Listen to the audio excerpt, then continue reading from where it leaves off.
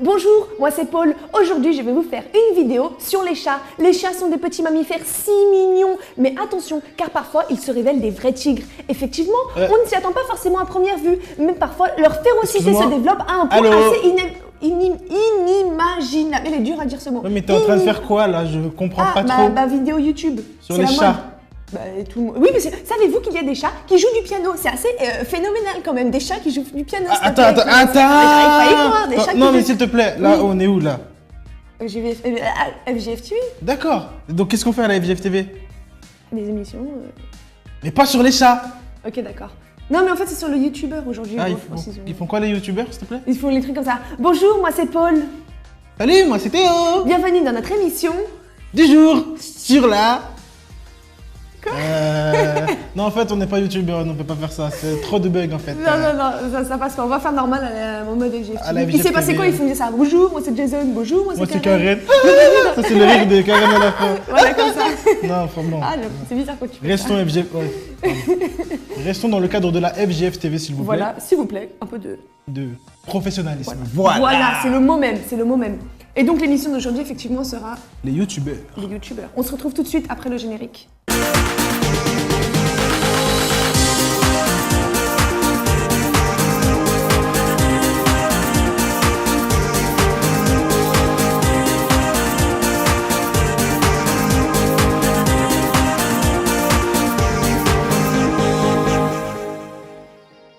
Action. Tu sais, ça peut être vu comme un mouvement assez violent, comme si t'allais me gifler quand tu fais ça. Mais toi, t'es trop sensible. C'est ça que t'as dit tout à l'heure. T'es trop sensible, tu as peur de tous les gestes. J'ai pas dit que j'avais peur, j'ai dit que ça pouvait être mal pris. Moi, peur. YouTube, phase 1. Ok. Donc, tu sais d'où vient le mouvement? Quel mouvement? Voilà, tu ne sais pas. Je vais vous expliquer parce que lui... Mais non, le mouvement YouTubeur. Aujourd'hui, on est dans l'émission YouTubeuse. Oh, le gars est décalé. Bon, en fait, le mouvement YouTubeur, ça vient d'où? Ça vient environ en 2006. Ça vient environ en 2006. Continuons. Allons-y. Ça vient bon, c'est né environ... Non, comment on peut dire ça? Alors, je vais l'aider. En fait, le mouvement YouTube, dit youtubeur, est arrivé en 2006. Voilà, merci. Maintenant, je peux continuer. Je te remercie de ta bonté, de ta coopération, n'est-ce pas? Donc, c'est né en 2006. Donc, ils ont commencé d'abord à poster des vidéos sur Dailymotion. Tu connais Dailymotion? Une autre plateforme de vidéos.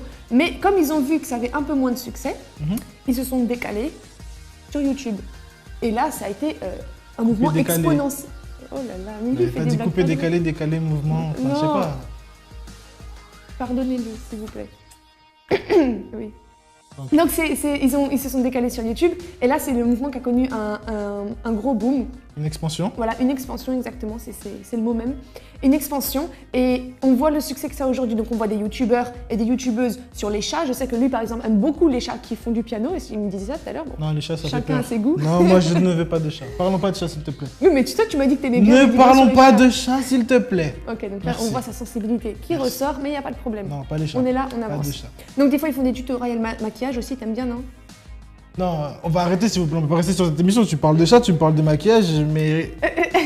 Donc, ok, donc ça, on va pas lui dévier sa vie comme ça devant tout le monde. Mais on va dire, on trouve des petits tutos et aussi des vidéos plus humoristiques. Et tu sais qu'est-ce qui plaît en fait aux gens là-dedans? Dis-nous, vu que tu sais tout. Ah, merci. Par exemple, c'est-à-dire ce qui plaît aux personnes, c'est le côté didacticiel. Quoi? Non, didactique, pardon. Mais non, mais didactique, c'est quoi? Non, en fait, didactique, c'est ce qui enseigne, qui montre des exemples. Tu vois, comme le maquillage, par exemple, ils vont t'apprendre comment épiler les sourcils, comment mettre du mascara, du blush, tu vois. Tu dis pas ça pour moi, j'espère. Donc, ils vont apprendre ces différents genres de choses, mais aussi des petites vidéos humoristiques. Et donc, comme c'est des petites vidéos qui sont assez courtes, mais qui sont, on va dire, dynamiques, c'est un mouvement qui connaît beaucoup de succès. D'accord, voilà. Je crois que nous allons passer de l'autre côté de la France. Yes. Direct de la Réunion, en direct de la Réunion. Pourquoi la Réunion? Je ne sais pas pourquoi on parle de la Réunion. Il y a des gens qui lèvent les bras, je ne sais pas pourquoi. Donc, si on résume un peu ce que tu as dit, YouTube, les youtubeurs, c'est un mouvement en expansion. Voilà, exactement. Mais avant d'aller plus loin, on va aller en Réunion. À 12h45, on a Réunion. En plus, c'est pas à 12h, c'est à midi. D'accord. Donc, pourquoi la Réunion? Pourquoi la Réunion? Parce que là-bas, il y a FJF aussi, Force Jeune France de l'île de la Réunion. Bon. Et on va voir justement qu'est-ce qu'ils ont fait ce week-end. Ils sont à la Réunion. Oh là là. Pardonnez-moi. C'était drôle, j'ai rigolé tout seul. On se retrouve après ça.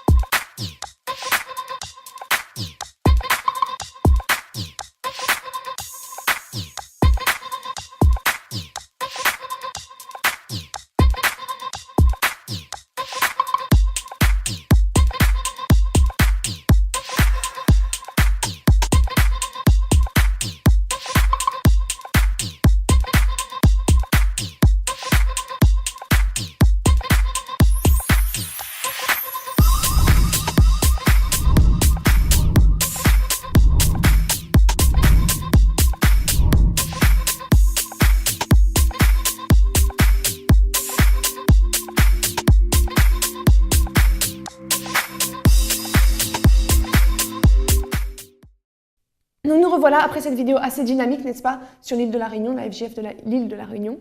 Oui, c'était une réunion très importante qu'il fallait évoquer aujourd'hui.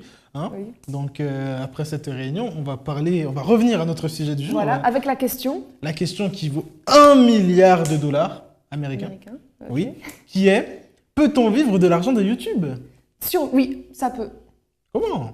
Par exemple, c'est-à-dire, nous le pouvons effectivement, parce que déjà, il faut comprendre une chose, c'est que YouTube, ils profitent, ça les arrange qu'il y ait beaucoup de vidéos comme ça. Parce qu'ils fonctionnent beaucoup sur la base de la publicité. Par exemple, pour eux, en 2013, juste seulement grâce à la publicité, ils ont empoché 4 milliards d'euros. Donc, tu imagines un peu le mouvement, quoi. Attends, pourquoi tu dis seulement 4 milliards d'euros? Tu dis pas seulement, tu dis... Je sais pas. Ils ont empoché seulement grâce à la publicité, 4 milliards d'euros. Donc, c'est quand même... Ouais, juste la partie publicité. Ouais, c'est juste 4 milliards d'euros, quoi. Voilà, c'est rien, ce n'est rien. Je les ai dans ma poche, quoi, hein, franchement. Ouais. Et donc voilà, pour eux, ça les arrange en fait qu'il y ait ce mouvement de youtubeur parce que ça fait beaucoup plus de publicité. D'accord. Et il faut savoir aussi une autre chose sur YouTube, c'est que quand tu as 1000 vues, ça te fait environ 1,50 €. Donc là, je sors ma calculatrice de poche qui fait aussi, et c'est une calculatrice géniale, hein. Non mais elle fait téléphone, elle passe des appels, tout ça. On va faire de la publicité. Non, bien sûr que non. Ça, c'est pour engranger de l'argent, j'ai compris. Non. Donc par exemple, regardez, pour 1000 vues, 1,50 €, ça veut dire, petit calcul en direct, pour 500 000 vues, ça fait... Combien d'argent? Par exemple, si en un mois, il a ta vidéo à 500 000 vues, ça te fait quand même 750 €. Juste pour une vidéo de quoi? De 1 minute 30 secondes. Donc, c'est vraiment un gros marché. Et comme on sait que, par exemple, les plus gros youtubeurs, eux, ils font 1 million de vues, ils font plusieurs millions de vues. Ça veut dire qu'eux, ils gagnent comme ça facilement plusieurs milliers d'euros par mois. D'accord, donc je pense que moi, j'ai trouvé ma vocation. Je vais me mettre à la vidéo de YouTube. Je vais faire des vidéos super drôles. Sur les chats? Sur quoi? Je sais pas, je vais imiter les blancs, tiens. Mais comme t'es pas drôle, je sais pas. Parce que, par exemple, il y en a un qui est super connu aujourd'hui, il a commencé il y a 7 ans. Lui, à la base, il avait quoi? 300, 400 vues. Aujourd'hui, il fait des millions de vues. Parce qu'il a persévéré, parce que son système a fonctionné. Mais toi, bon, je sais pas, hein. Même en 7 ans, 10 ans, 20 ans, 30 ans, est-ce que tu vas réussir comme ça? Je doute. Je sais pas ce que vous en pensez vous, mais lui, son humour, il est un peu bancal. Bancal, il est plutôt bancable qui reçoit de l'argent. Tu vois le jeu de mots là? Aïe! Caramba! Voilà, donc vous avez une démonstration de ce qui peut ne pas fonctionner sur YouTube. D'accord. Oui, donc, effectivement. Donc, je te laisse continuer alors. Ok, donc je continue. Donc ça, c'était un peu voilà, pour vous dire qu'effectivement, ça peut marcher, mais il faut trouver, on va dire, son petit domaine. Et aussi, ça demande de la persévérance, parce que c'est pas comme ça du jour au lendemain que ce youtubeur-là a eu du succès. Exactement. Mais je voudrais évoquer un sujet qu'on évoquera dans la troisième partie, je pense, vu que j'ai pas le droit de sauter des étapes et pas sauter des moutons. Voilà. Donc voilà. Mais là, tout de suite, maintenant, qu'est-ce qui se passe? Tout de suite, c'est la petite rubrique Mes droits et mes devoirs. Donc on vous laisse juste après. En sachant qu'on n'a pas de devoirs parce que c'est les vacances.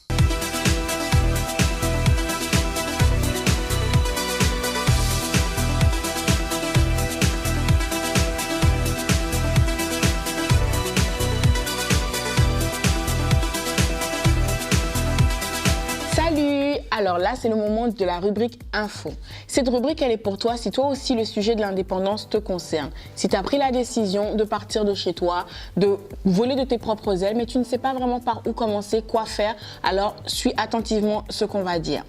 On va commencer par le logement. Peut-être que pour le moment, tu vis chez tes parents et tu penses sérieusement à t'installer, à vivre toute seule. D'abord, la première chose, la recherche de logement. Ne t'inquiète pas, c'est vrai que ça a l'air d'être quelque chose d'extraordinaire, quelque chose de compliqué, mais en réalité, il faut de la persévérance et de l'assiduité. Pour tout ce qui est recherche de logement, si tu es étudiant, tu peux t'adresser auprès de ton Crous, c'est-à-dire faire une demande de logement social par rapport à l'académie dans laquelle se trouve ton université. Ça peut être par exemple l'Académie de Paris ou l'Académie de Versailles, mais une fois par an, lorsque tu fais ta demande de bourse, tu peux également faire une demande de logement. Il suffit de se rendre sur le site du Crous. Dans ton université, on annonce toujours les campagnes de logement, les campagnes de bourse. Alors, tu suis ce qui sera indiqué dans ton université pour formuler tes vœux et faire ta demande de logement.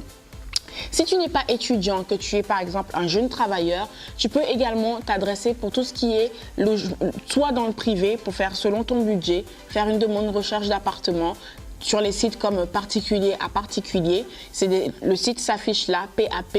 Tu verras de toute façon l'adresse du site qui est en train de s'afficher où tu peux voir tous les logements qui sont disponibles et selon ton budget, tu prends directement contact avec les particuliers pour proposer, pour visiter l'appartement et pour pouvoir déposer un dossier de logement. Tu peux aussi te tourner vers les agences immobilières. C'est beaucoup plus compliqué parce qu'il faudra payer les frais d'honoraires à l'agence, c'est-à-dire que l'agence, elle va te trouver le logement, mais tu dois en même temps rémunérer cette agence-là. Donc, tout dépendra de ton budget, s'il est petit ou s'il est beaucoup plus important. Mais tu as également les foyers de jeunes travailleurs. Ce sont des établissements spécialisés pour tous les jeunes qui travaillent, mais qui n'ont pas forcément le budget qui vont leur permettre d'avoir un logement dans le privé, mais qui ne peuvent pas non plus prétendre au logement étudiant parce qu'ils ne sont plus étudiants. Encore une fois, il suffit pour cela de t'adresser auprès de la ville, dans la ville où tu habites, auprès de ta mairie, auprès de l'organisme social qui existe dans ta commune pour pouvoir avoir les établissements de jeunes travailleurs vers lesquels tu peux déposer un dossier. Une chose, une fois que voilà, tu as trouvé l'appartement de tes rêves, tout te correspond, le propriétaire est d'accord, vous pensez à signer le bail. N'oublie pas, il y a des étapes clés, il faut faire un état des lieux d'entrée pour voir comment est l'appartement, qu'est-ce qu'il y a dans l'appartement, qu'est-ce qui manque, l'état de l'appartement, parce que sinon, dans le cas contraire, s'il y a quelque chose qui n'a pas été mentionné dans l'état des lieux d'entrée, on pourra te demander lors de ta sortie de l'appartement de rembourser, de mettre en place tout ce que tu n'as pas constaté qui manquait dans l'appartement. Lorsqu'on prend un appartement, il y a deux choses importantes à prendre en compte. La caution qui correspond généralement de 1 mois à 3 mois de loyer. Donc c'est une caution, quelque chose que tu dois donner en amont pour garantir que si au moment où tu occuperas l'appartement, s'il y a un problème, s'il y a quoi que ce soit, eh ben, cette caution-là permettra au propriétaire de pouvoir en faire usage. Il y a également, tu as des droits. La location pour le logement. Donc, pour cela, il faut déposer un dossier auprès de la CAF du département dans lequel tu demeures pour déposer un dossier d'aide au logement et en fonction de tes revenus, en fonction du montant du loyer. Donc, une aide au logement ce n'est pas du tout une obligation, c'est en fonction de tes revenus, pourra t'être accordée. J'espère que cette rubrique t'a beaucoup aidé. Si tu as des questions ou quoi que ce soit, le site de la Force Jeune France est là pour ça. Pose tes questions, on ne manquera pas d'y répondre. D'accord? À la prochaine. Ciao.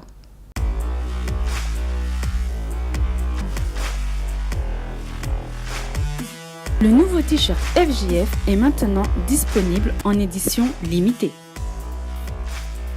Stylé et coloré, il s'harmonise avec tous les styles. Envie de te le procurer? Dépêche-toi, les premiers arrivés seront les premiers servis. Donc voilà, ça c'était le petit côté... Bon, je sais pas, il est bizarre aujourd'hui. Ça c'était le petit côté juridique, administratif. Et maintenant, on enchaîne tout de suite avec le... Côté journalistique. Qui dit journalistique dit reportage. Bah, tu voulais juste dire reportage, et puis voilà, on gagnait du temps. Ah mais je sais pas, ça met un peu de fantaisie, ça met un peu de baume au cœur, ça met un peu de... Reportage. Reportage, merci.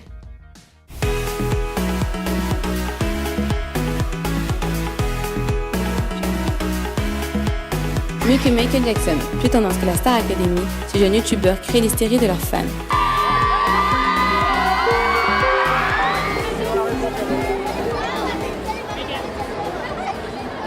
Bizarre, c'est vachement bizarre.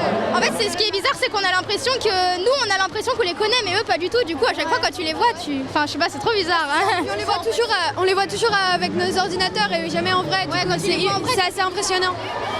J'ai eu Adrien Méniel, j'ai eu Carlito, j'ai eu Aude, j'ai eu Frigiel, j'ai eu Zoé, j'ai eu Anthony, je sais plus quoi.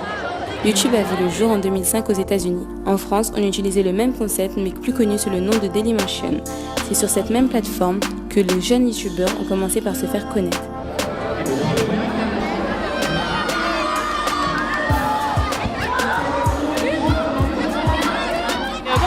Vidéos YouTube sur internet, tu vois, j'avais les étoiles dans les yeux, je faisais waouh, c'est super cool, et pourquoi pas moi, pourquoi est-ce que je pourrais pas essayer moi aussi de me lancer dans YouTube. Là on peut se rencontrer dans la vraie vie, c'est juste énorme, ça change des chiffres derrière l'ordinateur, là on voit vraiment les gens, on peut échanger avec eux, parler, des fois on reçoit des conseils, des fois j'ai aimé ça, j'ai pas aimé ça, mais vraiment j'essaie d'être au maximum proche de mes abonnés.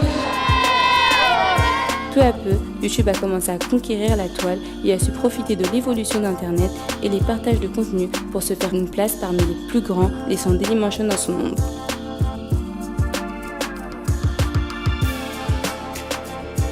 Les choses ont bien évolué depuis. Être youtubeur est devenu aujourd'hui un métier.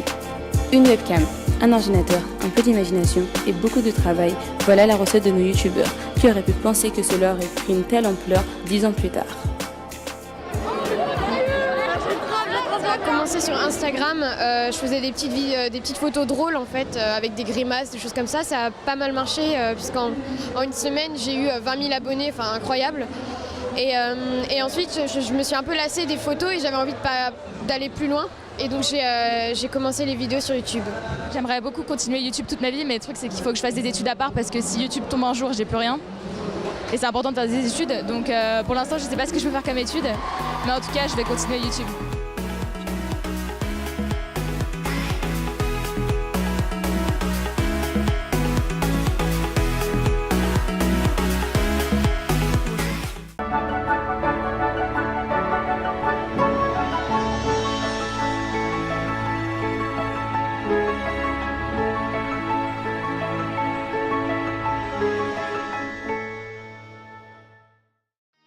Troisième partie, la malédiction des utilisations de conditions de, je sais pas, De YouTube, de YouTube. tout simplement. Voilà, parce que comme on était en train de dire, on peut gagner sa vie grâce à YouTube, sauf qu'il y a un petit détail quand même qu'il faut bien préciser. Petit détail. Voilà, que YouTube a mis en place pour lutter contre le piratage. Il y a des pirates sur YouTube. Ils arrivent, youhou, non. Pardon, mais il m'a contaminé. C'était nul. Mais Non, là, il continuons. m'a contaminé. En fait, pourquoi? Continuons. Parce que sinon, il y a... Arrête. En fait, ils ont créé un truc qui s'appelle l'empreinte numérique. Oh, mais c'est génial ce mot, j'aime beaucoup, génial. Empreinte numérique. Toi, tu mets ton pouce sur ton ordinateur. Non, pas du tout, non plus. En fait, c'est quoi? C'est que quand tu crées ta vidéo, quand tu postes ta vidéo, tu mets une empreinte numérique. Non, c'est pas comme ça, c'est plus technique quand même.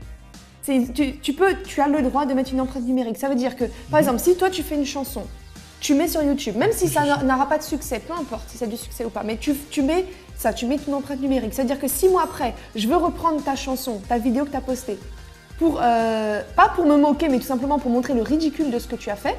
Alors, C'est pas ridicule, je chante bien. bon, ça on verra dans une autre émission. Je sais pas non plus si ça va fonctionner. Bon bref, si je reprends ta vidéo et que je la poste moi sur YouTube et que j'explique, voilà, c'est pas bien à cause de ça, comme il y aura l'empreinte numérique qui sera dessus, alors je vais gagner aucun argent. Même si moi ma vidéo elle a par exemple 100 000 vues, mais tout l'argent que j'aurais pu gagner, ça va être reversé à toi. Ah, on peut le faire si tu veux. Non. Ah là, je suis partant. Voilà, donc ça veut dire que pour finir, moi je vais rien gagner du tout.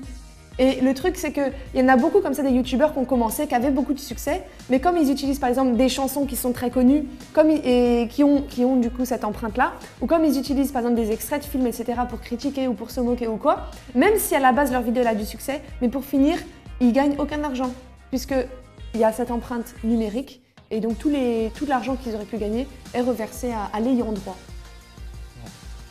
Moi, ce que j'ai compris, là, je retiens pirate, donc Capitaine Crochet. Je retiens empreinte, donc mon pouce, et je retiens que je vais gagner de l'argent quand je vais chanter. Bon, vous, je sais pas. Hein.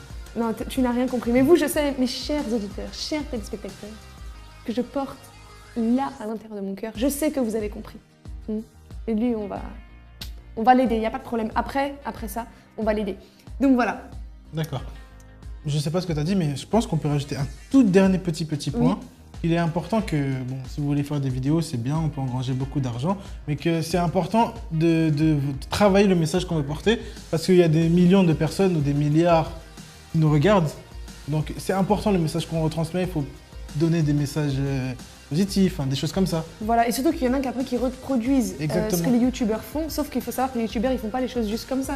Ils se sont préparés, ils travaillent, Voilà. C'est quelque chose de travaillé, donc faites attention au message que vous voulez porter et à ce que vous faites aussi. Advienne que pourra. Là, donc là, ils se sentent voilà. Au-delà. Et là, tout de suite maintenant, oui. Qu'est-ce qui arrive? C'est la nouvelle rubrique, après. C'est quoi la nouvelle rubrique? Ils vont découvrir, pourquoi tu veux leur dire tout à chaque fois? Bon ben, à la nouvelle rubrique alors.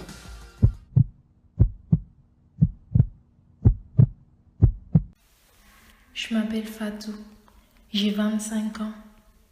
Une vieille peau. Vous savez, ce genre de personne que l'on ne calcule pas. celles qui font partie du décor, et ben tout ça c'est moi. Alors, je décide de m'inventer une vie. Et ça marche. Dans mon monde virtuel, je fais tourner des têtes, je suis populaire, mais dans ma vie réelle, je suis invisible.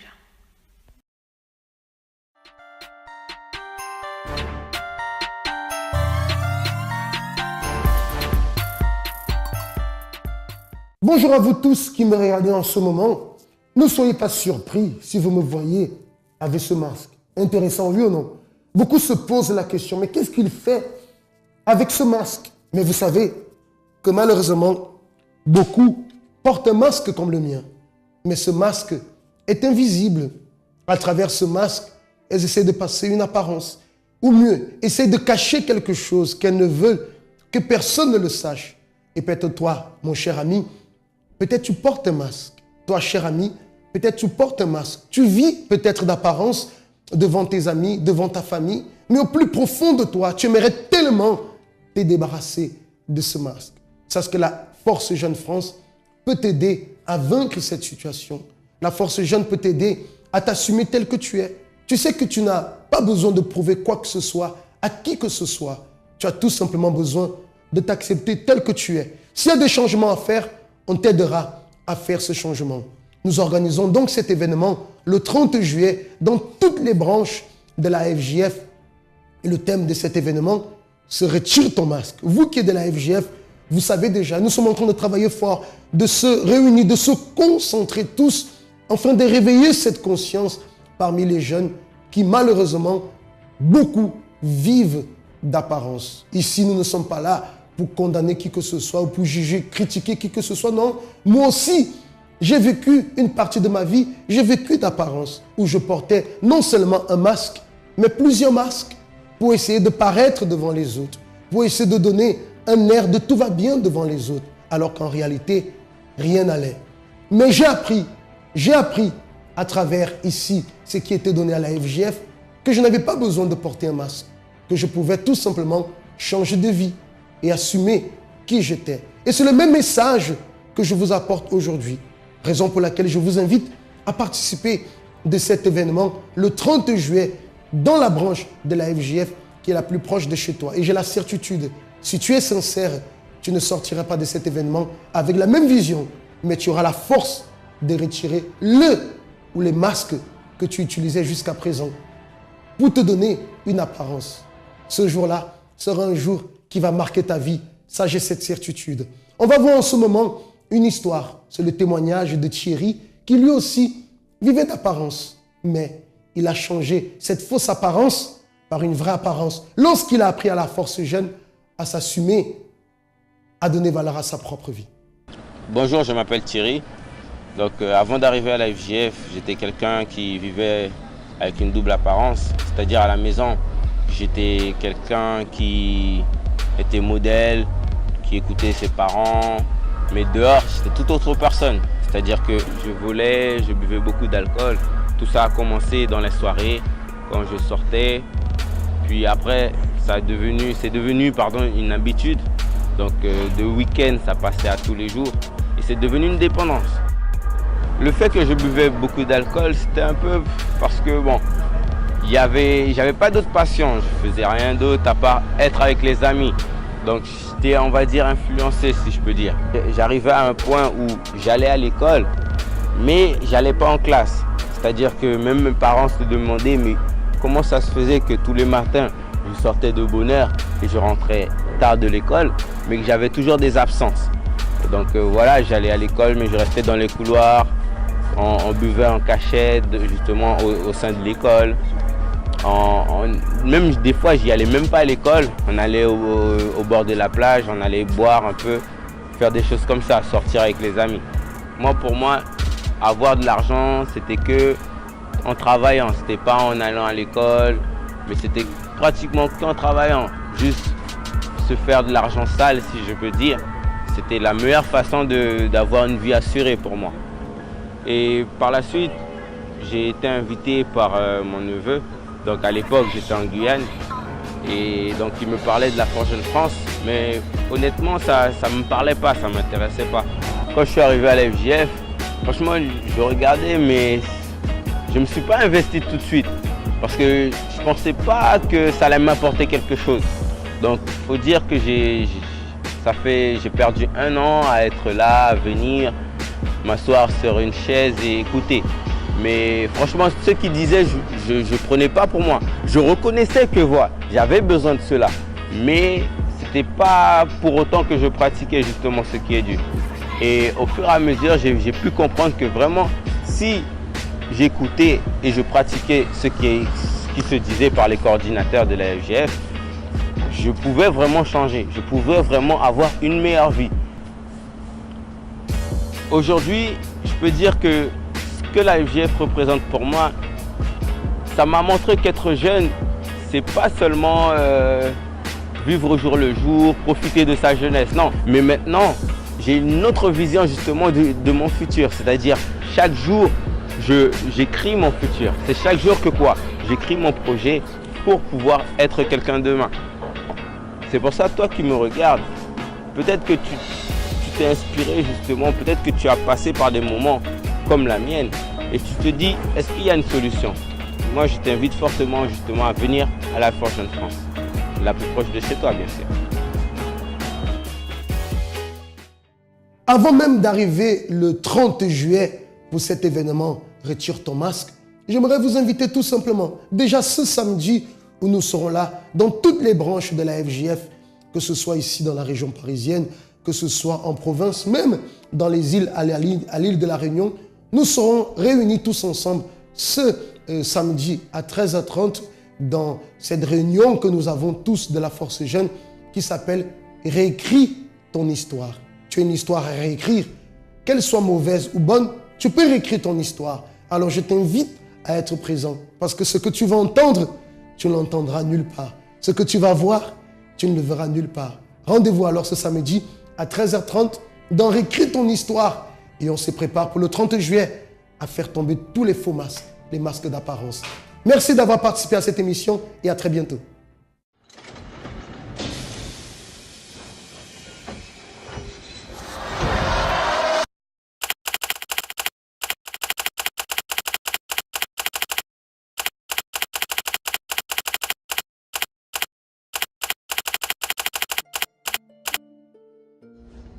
Mon histoire, elle me ressemble. Tout comme moi, physiquement, elle n'est pas belle. Elle manque de rouge, de vert, de bleu. Mon histoire manque de couleur. Elle manque de mots d'amour, de joie, de paix. Elle manque beaucoup de motivation. Mon histoire manque de repères. Et bien souvent, entre mes propres décisions, je me perds. Au final, à quoi ça sert de continuer? Ce sera pas mal de mettre un point final à cette histoire.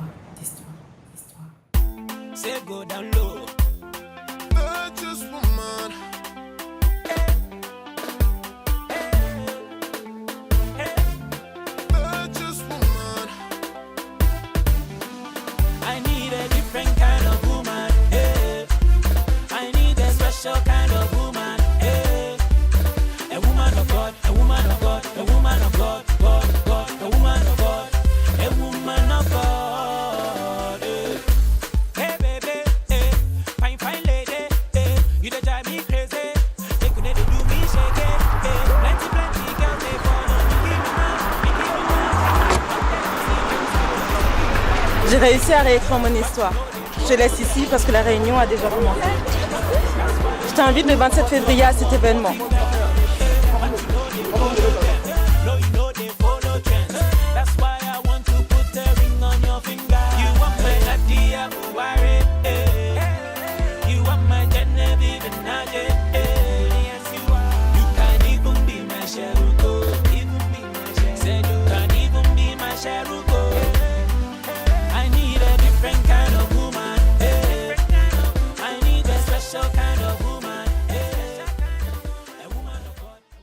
Donc ça, c'était notre nouvelle rubrique. Voilà, la nouvelle rubrique, il y avait du coordinateur, exactement. Et le message était assez important et clair.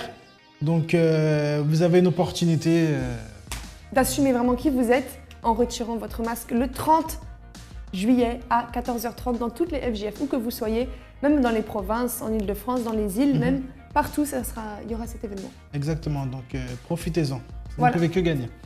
Donc là, malheureusement, et c'est assez triste pour nous, pour vous, pour tout le monde, pour ceux qui sont de ce côté-là, on va arriver au terme de notre émission. On est au terme de notre émission. À la fin, à l'aboutissement. À l'aboutissement, la conclusion. À l'aboutissement, voilà, de l'émission. Donc j'espère que vous avez pu bien comprendre les points forts, mais aussi on va dire, le point faible du fait d'être youtubeur, youtubeuse. Vous pouvez avoir du succès, mais pas forcément si vous utilisez des extraits de d'autres vidéos. Et aussi, comme il était en train d'expliquer, par rapport au fait de l'image que vous-même vous allez transmettre de vous. Exactement. Donc là, pour ceux qui veulent devenir youtubeur ou pas, vous avez tous les conseils nécessaires. Vous avez eu des conseils en humour de ma personne. Donc... Des mauvais conseils en humour de sa personne, des choses à ne pas faire, vous avez pu voir exactement. Et voilà, donc comme ça, si vous voulez vous lancer, vous vous lancez. On se lance. Je rigole. Salut. Oh là là. Et pardonnez-le, hein, on va travailler ça dans les prochaines émissions. Ciao.